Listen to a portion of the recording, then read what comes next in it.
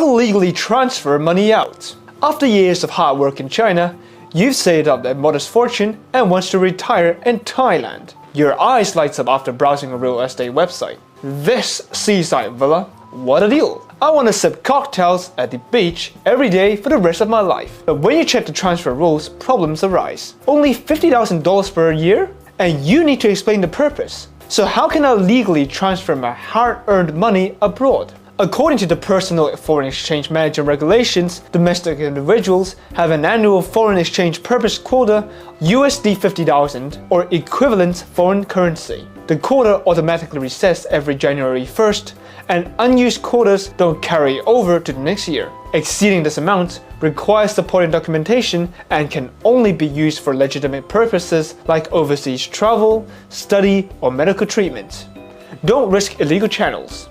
The Foreign Exchange Management Regulations Article 38 states, illegal foreign exchange transfers abroad will result in mandatory repatriation, forced conversion, and fines between 30% to 500% of the amount. Criminal charges may apply.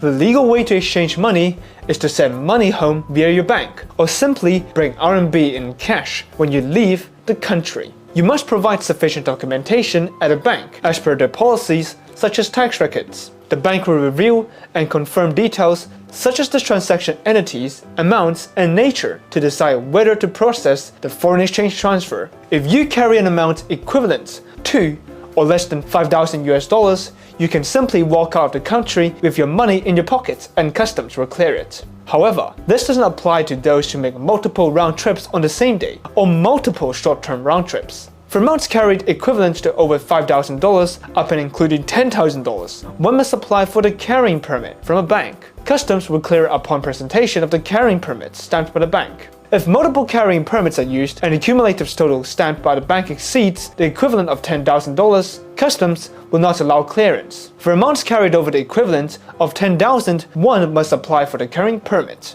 Carrying permits from the Foreign Exchange Bureau located where a deposit or currency exchange bank is situated. Customs will clear it upon presentation of the carrying permit. Need a lawyer? Call Edgar.